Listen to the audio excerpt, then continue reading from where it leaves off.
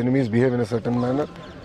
And when it comes to even the political realm, the kind of reforms that he has given, the kind of reforms that he has introduced, even today, other states are following.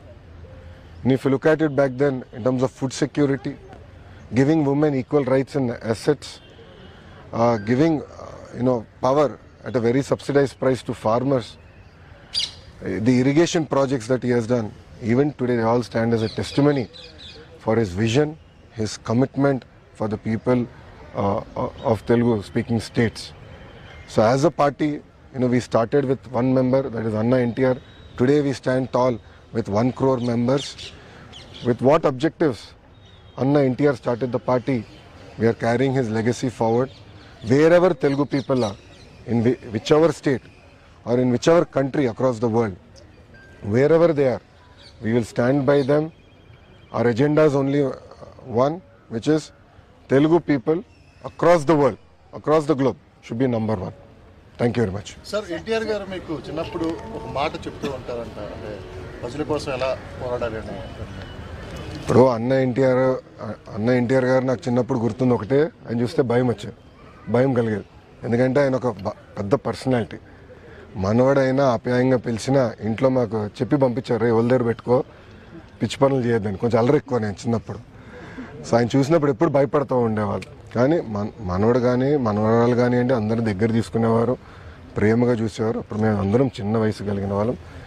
కానీ మీరు చూస్తే ఆయన మాకు చెప్పాల్సిన అవసరం లేదు. ఆయన ఏ ఆశయాలతో అయితే పార్టీని స్థాపించి, ఏ ఆశయాలతో అయితే పార్టీని నడిపించారో మాకు ఇప్పుడు కూడా తెలుసు. ఇటు తెలంగాణ కానివ్వండి, అటు ఆంధ్రాలో కానివ్వండి, సీనియర్ నాయకులు ఉన్నారు, వాళ్ళందరూ మాకు గుర్తు చేస్తూ ఉంటారు. మేము ఎప్పుడు దారి తప్పితే మాకు 2 ముట్టకాయలు వేసి మళ్ళీ దారిలో పెడతారు మమ్మల్ని. సో మాకు ఆ కమిట్మెంట్ ఉంది. ఏ ఆశయాలతో అయితే పార్టీని స్థాపించారో అదే ఆశయాలతో పార్టీని మేము ముందరు తీసుకెళ్తాం. అమరావతి మధ్యలో ఆగిపోవడం జరిగింది, మళ్ళీ మొదలు పెట్టి ఈ సంవత్సరం ఎలా ఉండబోతుంది సార్? అమరావతి పరిస్థితి ఏంటి? మీరు చూస్తే ఆంధ్ర రాష్ట్ర అభివృద్ధి కార్యక్రమాలన్నీ మళ్ళీ ప్రారంభించాం. అన్ని పనులు యుద్ధ ప్రాతిపదికంగా మళ్ళీ ఈ నెలాఖరు గల మొదలవుతాయి. అన్ని పనులు ఒక లాజికల్ కంక్లూజన్కి తీసుకెళ్తాం, దాంట్లో ఎలాంటి సందేహం లేదు. ఇటు తెలంగాణ కానివ్వండి, అటు ఆంధ్ర రాష్ట్రం కానీ, 2 రాష్ట్రాలు కూడా కలిసికట్టుగా తెలుగు ప్రజల కోసం, తెలుగు జాతి కోసం కలిసికట్టుగా పనిచేయాలని మేము కోరుకుంటాం.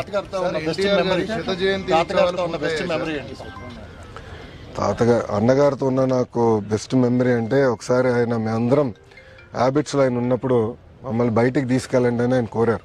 మేమందరం కోరాం, మనవడు మనవరాలు మేము ఒక 10 మంది ఉంటే మేమందరం గొడవ పెట్టి మీరు మమ్మల్ని బయటికి తీసుకెళ్ళండి. అప్పుడు ఆయన ముఖ్యమంత్రి. ఆయనకు పెద్ద బండి ఉండేది, ప్యాకర్డ్ అని, ఇప్పుడు కూడా ఉంది మా మామయ్య గారి దగ్గర. ఆయన నేనే నడుపుకుంటూ తీసుకెళ్తానని ఏమో స్పీడ్కి వెళ్ళారు. మేము గండిపేటకి వెళ్తుంటే లెఫ్ట్కి వెళ్ళాలా రైట్కి వెళ్ళాలని డౌట్ వచ్చింది. సగం మంది మేము లెఫ్ట్ అనో, సగం మంది రైట్ అనో, ఆయన తీసుకెళ్ళి సెంటర్లో గుద్దారు. సో ఇప్పుడు కూడా నేను మర్చిపోలేను, ఎందుకంటే ఆ యాక్సిడెంట్ కారణం మేమందరమే, మనోడు మనవరాలు వెనకాల కూర్చున్న వాళ్ళు. సో అట్లా అనేక మంచి మెమరీస్ పెద్ద ఎంతమా అనుకోండి. సార్, ఎన్టీఆర్ గారి 100వ జయంతి ఉత్సవాలు ఇప్పటికే పూర్తయ్యాయి. భారతరత్న డిమాండ్ అనేది అది ఇంకా అలాగే ఉంది. ఏ విధంగా ముందుకెళ్ళున్నారు సార్? ఆ డిమాండ్ ఉంది. మా జాతీయ అధ్యక్షులు వారు చంద్రబాబు నాయుడు గారు దానిపైన స్పష్టంగా ఈరోజు కూడా మాట్లాడతారు. ఆ డిమాండ్ ఉంది. మేము కేంద్ర ప్రభుత్వంతో కూడా మాట్లాడుతున్నాం. తప్పనిసరిగా అన్న ఎన్టీఆర్కి భారతరత్న ఇస్తారని మేము ఆశిస్తున్నాం.